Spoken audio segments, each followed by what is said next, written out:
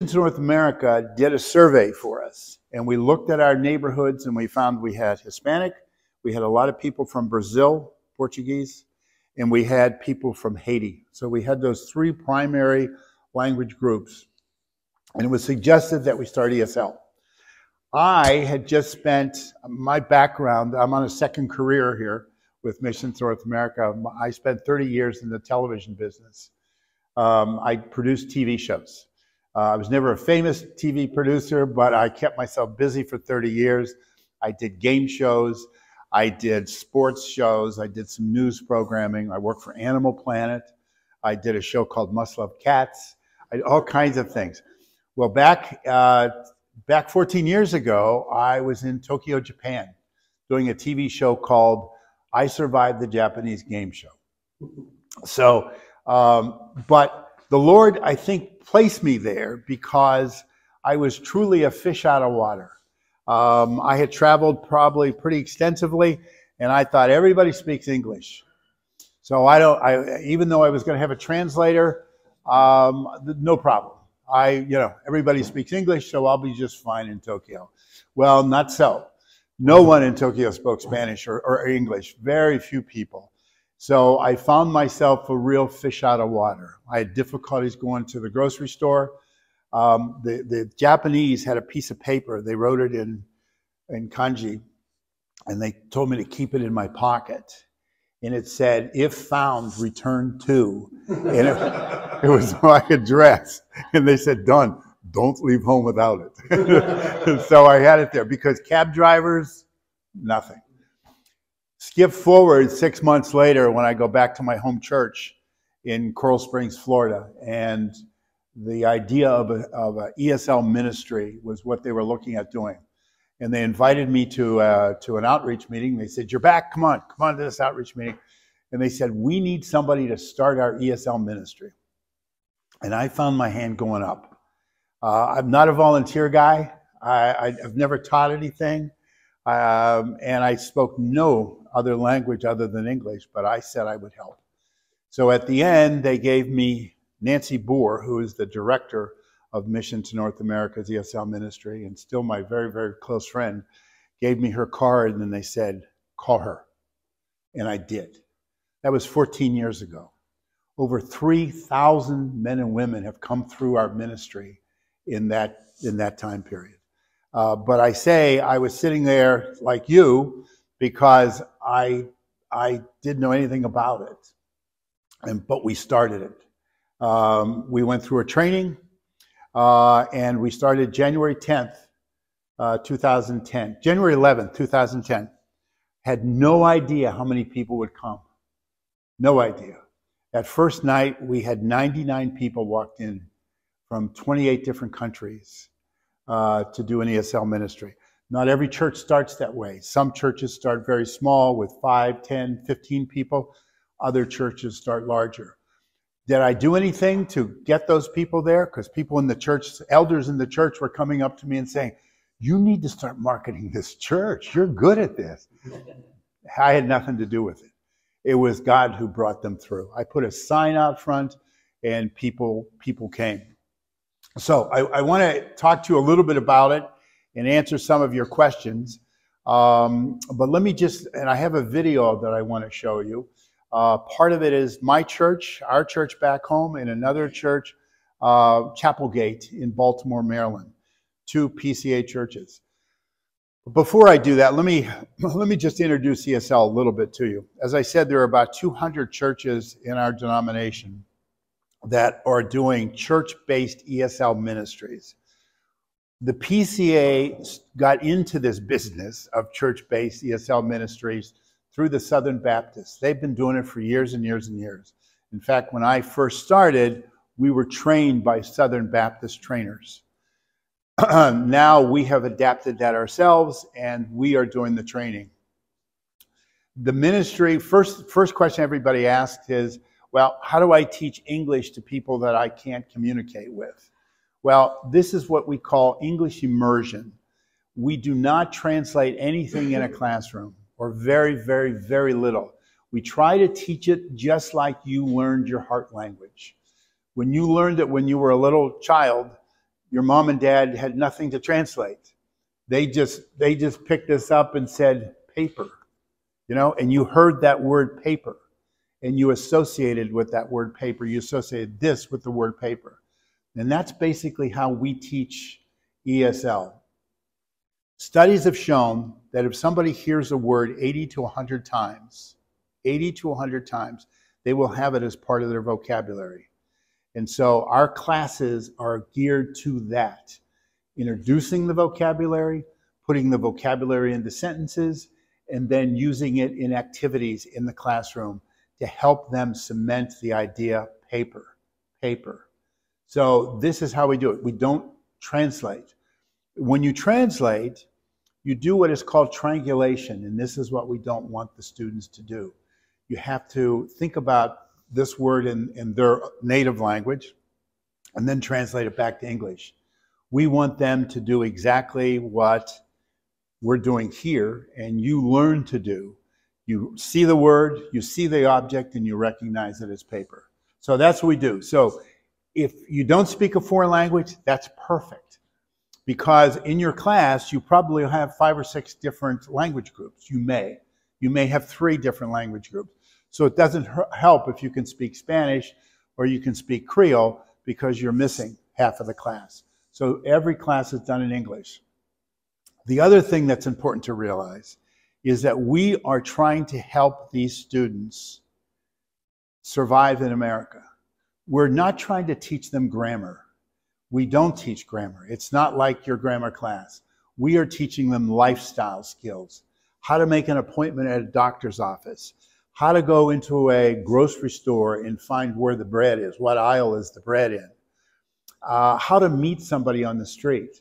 We are teaching them those activities, and our textbooks and all of that is built around that aspect. So let me just introduce a few things that I'll pass around. Every student has a textbook, and your students will have a textbook. This is an example of one of the textbooks. You'll see in here, and I'll pass this around, that, as I said, it's basic English and things that would help them. What's everybody doing? It helps them to navigate on a daily basis their life in America. Each teacher also has this book, Teacher Guide. My point in telling you this is that you're not going to do this alone if you're an ESL teacher. You're going to have training. We have a training class that we do. I would do it here at this church. We do a 14-hour training class, Friday night, Saturday, all day Saturday. What's in the training class? How do you introduce words? How do you interact with your students? How do you do a lesson plan for your class? And how do you use these books, the teacher book and the student book? So we will take you through that. I'm going to pass this around if you just want to take a look at this. This is, like I said, this is a beginner book. The students, one other point I want to talk about here is the classes are divided into beginner, intermediate, and advanced. And the different levels are divided in those different classes. So this, what you're seeing here, is a beginner. This book here is an intermediate textbook. They progress at the level of the students. So all of this is done for you. You're not creating something out of nothing. You are following guidelines and you're following textbooks that help the students and would guide through the students.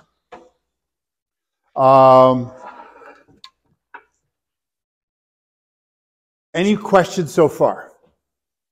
Yes, sir.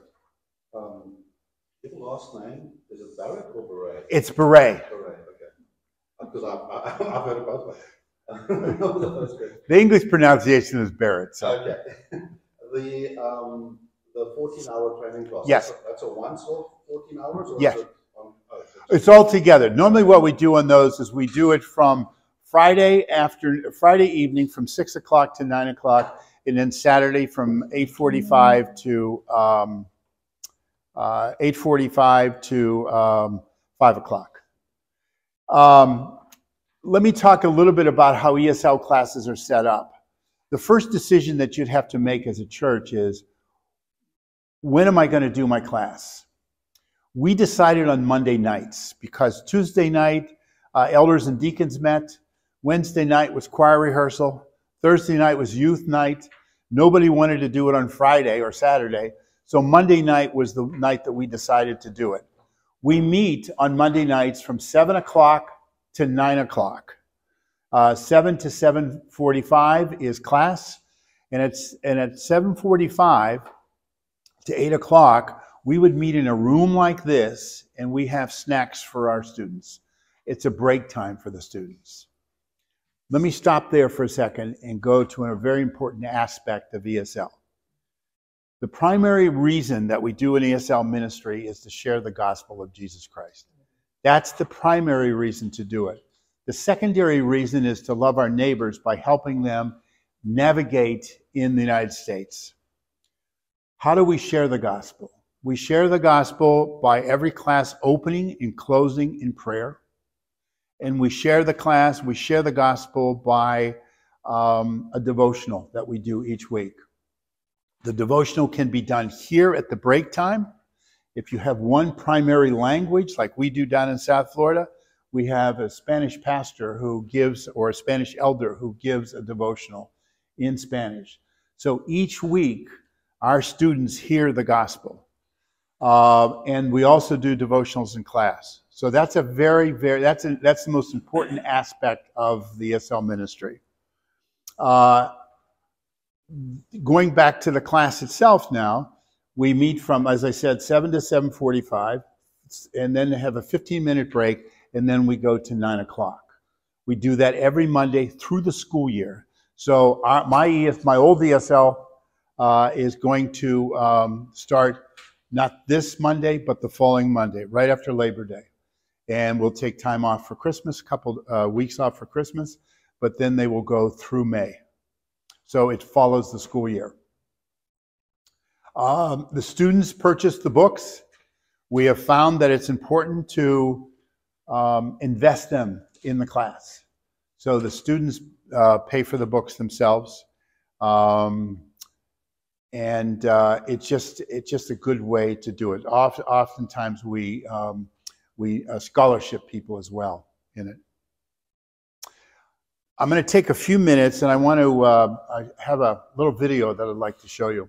This is a video that I produced 10 years ago now, and it's a video that shows two ESL churches as I started, when I started. One is our church, First Presbyterian in Coral Springs, and the other one is Chapelgate. Here's something I want you to look at or think about when you're watching the video. There are a number of different positions or a number of different jobs in an ESL ministry for a church. One is teachers. The teacher needs to be there each week. Two is teacher's assistants, if possible.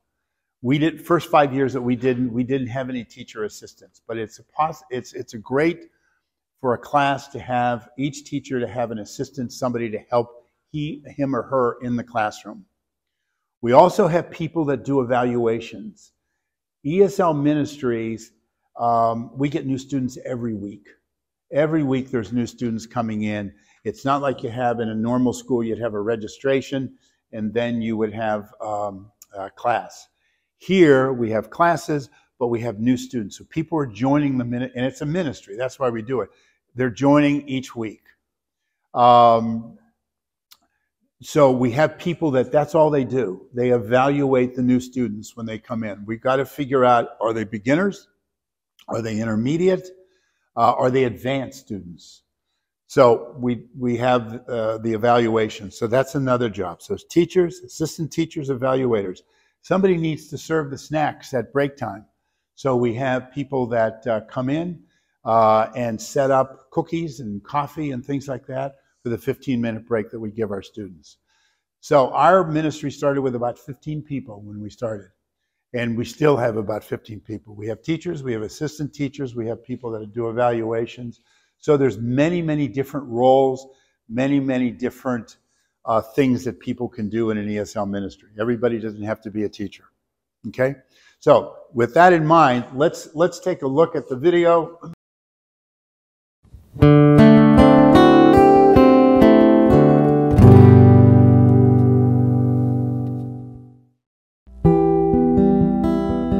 When I first came to America, I felt very alone and very frightened because at that time I didn't speak any word in English.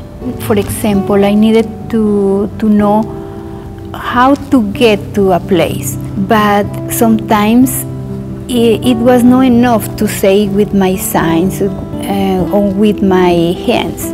Many times I got lost in the streets. Many times I cried. When I came to America, basically in 1970, so I was so afraid and fearful. How am I able to communicate or live? When I go to the supermarket, for example, and I want to ask for something, that sometimes I don't know how to order. So I stand behind a person and I listen how they ask, and I repeat the same. No, I try to do my best. Did you know that 1 out of every 7 people in America is an immigrant? And when they come to the United States, they have a great need to learn English, and we can do that in our churches. Jesus sent the nations to us for a reason, because that way we can reach the nations by simply loving our neighbor.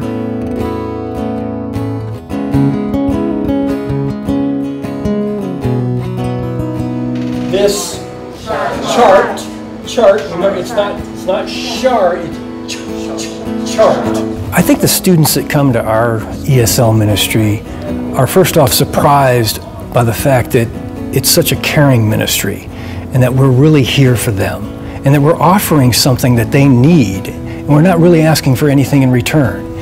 And there's a true depth of appreciation that they have for the fact that we would go out of our ways to help them with this. Abbreviation. I walked into the classroom and fell in love with the students. That just being with them, watching their struggle, trying to help them, being their friends, it became so important that it became a passion for me. Next. February. Very good. February. Next one. I've been teaching for 4 years. I teach foundations, which is the basic level, and it's extremely rewarding because we're able to reach students that know very little to no English, that after 9 months are able to converse at some level. The English teachers at the church are very different. I can go to them for any questions, including the issues in my family, not just the English. Our English classes are usually called conversational English classes. We do not focus on grammar. I remember being in 10th grade and that horrible grammar class where you had to diagram the sentences, and this is not like that at all. This is a lot of fun. Good! You don't have to have a degree. You just have to love the students, because really that's what you're doing, is loving the students and giving them the opportunity to learn English. Yeah, so if you know English and you know how to move your hands around and you know how to hold up objects, that's pretty much all you really need to do. You don't have to worry about translating. They will understand if you give them something concrete and repeat the words over and over in conversation, in games, in chants. And by the end of the 2 hours, they've said those vocabulary words 80 times. Actually, I have stayed here 3 years and joined the different classes and improved my English. Yes, that is wonderful.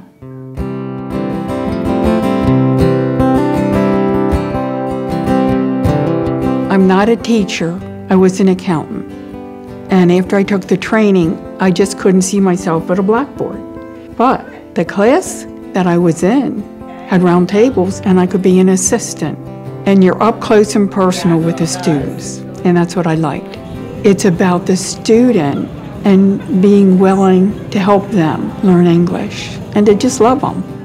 When they asked me to teach, I was a little bit hesitant. Teaching is not my background. But once I got into the classroom and was before those students, and they were so eager to learn, and they made it so easy to teach, that all that hesitancy just dissipated. I was nervous about the class size and speaking in front of a group of people who may not understand your language, having to speak more slowly, but there is a good amount of support, and once you start, you really get into the groove, and then it becomes easier.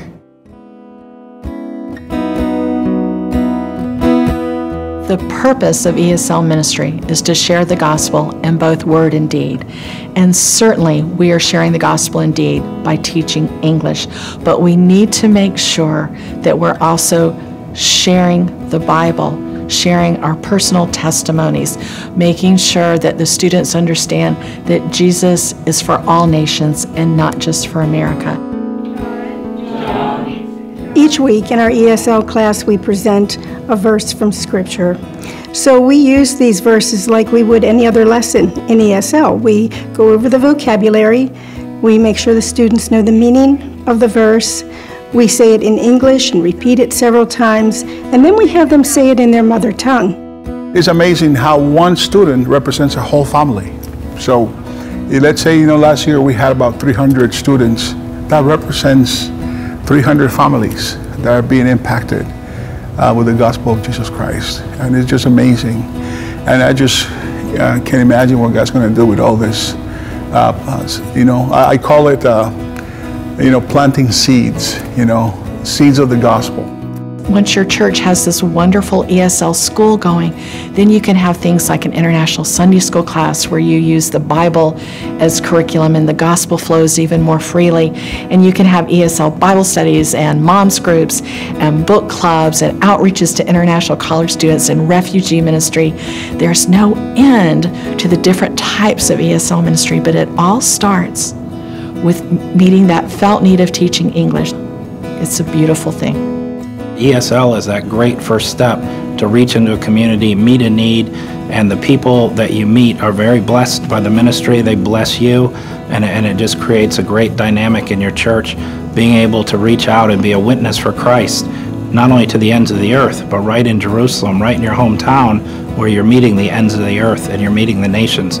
I think ESL and having people that are the nations coming to us is a beautiful picture and something that I've been encouraging our church to think about missions, not in the sense of, we always think of missions as something that you got to travel miles and get on a plane and go witness to people.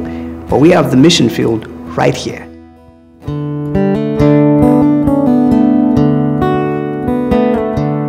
M&A ESL has helped over 400 churches in the last decade to start ESL ministries.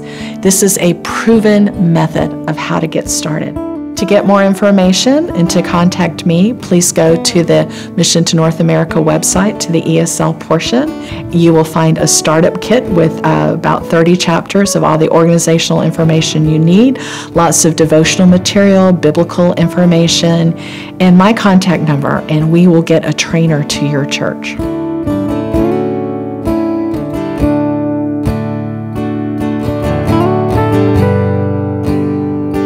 My teacher is Miss Diaz. She's a woman who has a very nice heart to teach.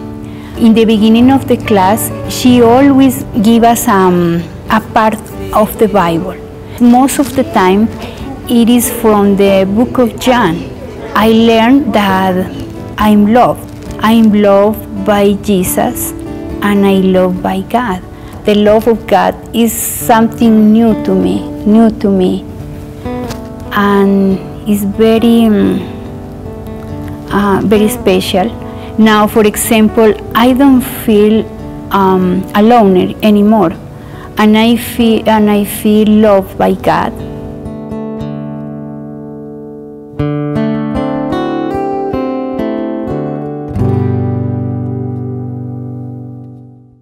The last lady that you saw there, her name is Martha.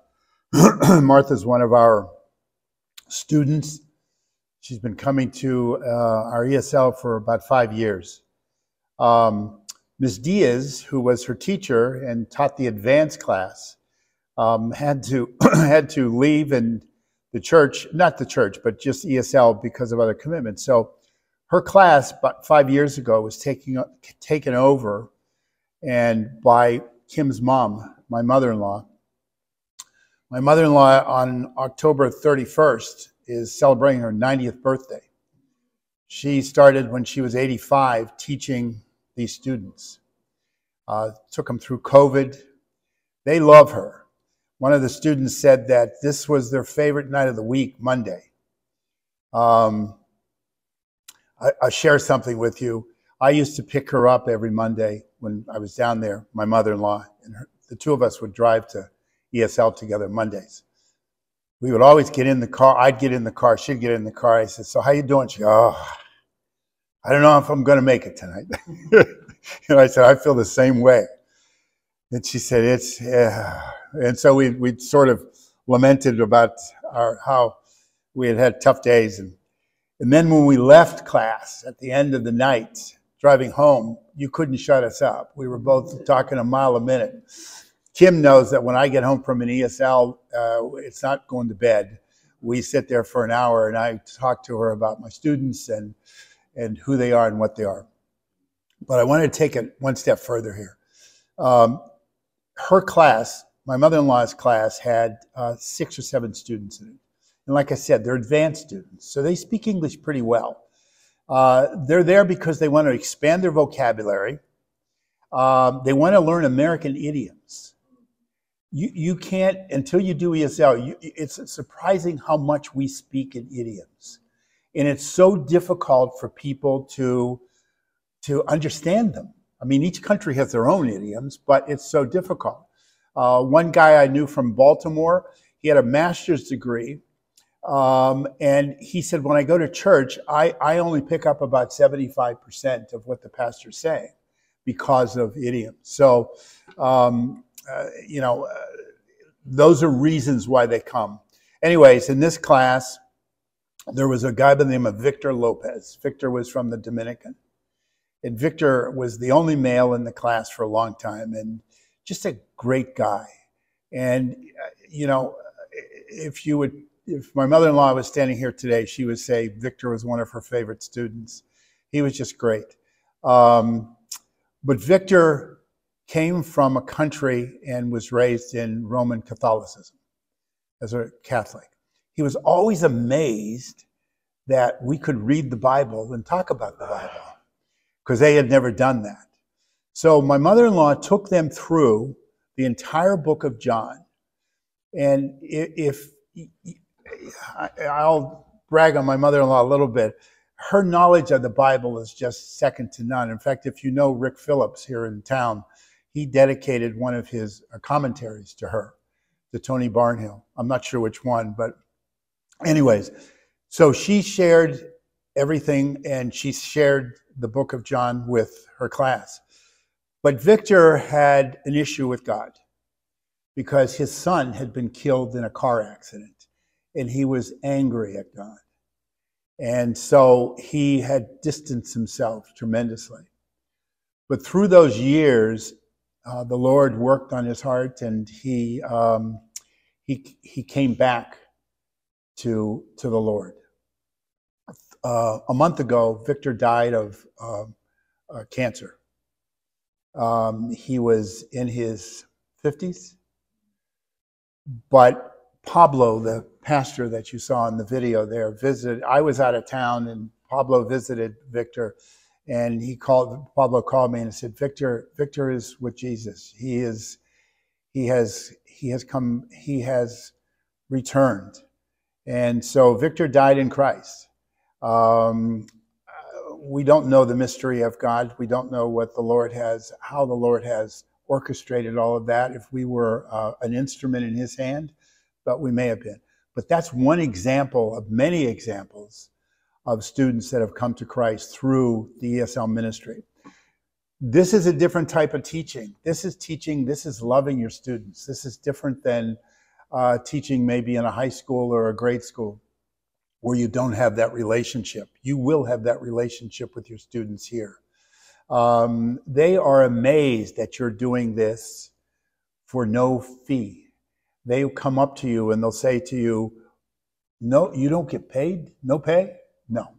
Why do you do this? Well, that just is a wonderful opportunity to share your testimony and share the gospel with them. And you will have those opportunities. They're tremendously thankful for what you're doing for them, for how you're helping them. So I just wanted to mention, who are the students? The students are immigrants, some of them. Some of them have lived here for 10, 11, 12 years, but they've just never been able to learn the language. And so they come. Some of them are refugees. Our class in South Florida had a lot of men and women from Venezuela that were just, they were political refugees. Some are asylum seekers. I'm going next week to a church in Maine, Lewiston, Maine, and they have a lot of asylum seekers from Afghanistan there. And they, unfortunately, when they're asylum seekers, you can't reach out to them and teach them ESL. There's all kinds of regulations that I wasn't even aware of. So, but those are the students that will be coming through your doors. But you have this opportunity to share the gospel. One of the things that we teach in our class when we're training teachers is how to share your testimony. We ask all of them to write their testimony and be prepared to give it in a 3-minute presentation. And what we're trying to do is help people to be aware of how to share your testimony with your students. Using words like blood of the Lamb, regeneration, words that we may discuss and talk to each other, they don't understand. So you have to be able to present it in a way that they're able to understand it. And that's what we help them. One other thing I want to mention to you is that ESL is a tremendous conduit for other ministries as well. ESL is the start. Nancy always describes it as a big funnel, ESL being the main funnel, and you down into Sunday school classes. We started, the second week, we started a ESL Sunday school class, or sometimes called an international Sunday school class that we have. I taught that for probably 10, 12 years. And this was a textbook we used. Those textbooks that I showed you are a secular textbook. This is a biblical textbook. This is on the book of John, teaching English on the book of John. And we do this every Sunday. So we open in prayer, close in prayer, and do this. But we get them coming to class. What we did at our church is, first year we started with this. Then we started teaching an ESL Spanish class when we called Pastor Pablo, the gentleman that you there. He's a PCA pastor in our denomination, and we called him our third year of our ESL ministry because we had so many Hispanic men and women that were coming. So he taught Spanish Bible study. I taught ESL Sunday school, and eventually we developed a Spanish congregation. We initially did translations for them, and they wore little headphones, and Pablo would translate in the English service. And then they grew to the point where we were able to break them to a Spanish service. So there was an English service and Spanish service, so we did both. So Bible study is the second thing you can do. You can do another area called conversation partners. Conversation partners are with the advanced students, and pairing them with someone from your church. And once a month, twice a month, they're able to go to a Starbucks or a Dunkin' Donuts or a cafe or something and just sit and talk. Because talking is the biggest thing that you want your students to do. So conversation partners is another ministry that comes off it. Refugee ministry. I got a few more minutes here. Here's a wonderful story of how this works. There's a church in Lancaster, Pennsylvania called Westminster Presbyterian Church in Lancaster. Lancaster is a town that has factories somewhat like you guys, with the BMW factory.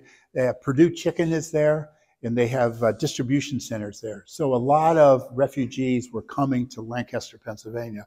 One group are the Congolese. The Congolese, if you know their history, and you guys probably know their history, is just they have gone through all kinds of trauma, and they have been running in refugee centers. And so a few of them started coming to Lancaster. Why? Would you think, why there? Well, because of work, because they could work in the factories. So back in 40 years ago, a young man by the name of John Mara came to Lancaster, Pennsylvania, not as a refugee. He came as an immigrant. He wanted to go to Lancaster Bible College. So he went to Lancaster Bible College. He came from Nairobi. And John eventually joined Westminster Presbyterian Church. Skip ahead now, probably 10 years, 10, 12 years. John eventually earned his PhD from Penn State, and he became a ruling elder at Westminster Presbyterian Church. Now, skip ahead 40 years when the people from the Congo were coming there. And they speak Swahili. John speaks Swahili. The Lord had placed him there. I just think that's an amazing story. The Lord had placed him there. They now do a Congolese service. So there's a video that I did. I went there, and it's amazing. You see 150, 200 Congolese. And if you've ever been in a Congolese service, I had never been. The music, the drum beats, it's amazing. And then you walk down the hall to the white service, and we're singing from the Trinity hymnal. So that's wonderful. I'm just saying the difference between the two. But had John not been there, had the Lord not placed John there, they wouldn't have been able to do this. But all those refugee ministries that they have started with ESL. ESL was the beginning, and they just grew from there. There are so many Congolese children, and the children are behind in their schoolwork because they've been running for all these years. So here's the other. When you watch this video, you'll see this. Every Tuesday at that church, they have tutoring, one-on-one tutoring. And so people from the church come, and then another group from the church goes out and picks up all the kids, 40-some kids, and brings them to the church. And they have one-on-one tutoring. They feed them. They have the one-on-one tutoring. And then another group takes them home. I mean, this is just the DNA of that church. But all of that, and one of the ladies at the end of the video said, when we started this, it seemed inconvenient. She said, that's the word I use. It was inconvenient for us to do this. We don't know these. How do we know these people? She said, but how wrong we were. So anyways, those are all things that flourish and come from an ESL ministry. And it really, you will benefit if you teach, and if you are involved, you will benefit, as I did, sometimes more than the students, because they appreciate so much you're helping them. Because who are they? As I mentioned, final thing, who they are? They are people that have come from the country. Some of them are teachers. Some of them are accountants. A couple are lawyers that we've had. And what are they doing now? They're detailing cars. They're doing anything they can to survive. But they need to improve their vocabulary so they can get jobs. But what we teach them is how to go into Publix and how to find where the bread is. Remember that one girl said, I stand behind somebody and I listen? Well, we try to help them. And that's the English that we help them with. So anyways, any questions? No? Okay, here, I'll pass this along. I hope, well, we got 10 minutes, so your service starts at 10. Well, yeah, we want to get moving up there. Yeah. Roy, do you want to close for some prayer? Thank you. Heavenly Father, we're thankful for the privilege of being here. We're thankful for the information and for how we can start an ESL program here to benefit your children and our fellow men. We are ever grateful for Robert coming to instruct us in this. We ask that you be with us and guide us and direct us as we go through service, and as we consider this as an outreach ministry for here, we ask for your guidance and direction in that field. We ask in Jesus' name. Amen. Amen. Thank you.